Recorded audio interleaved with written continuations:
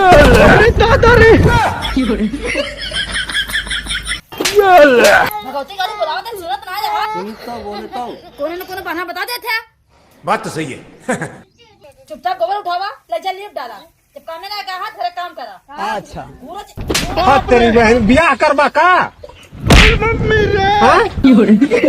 अपने आप के समझला कि हम राजा है।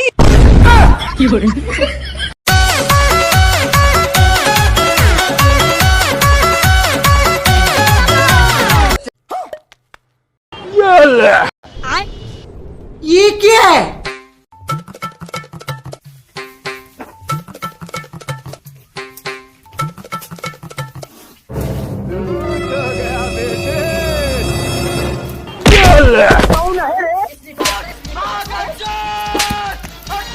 हाँ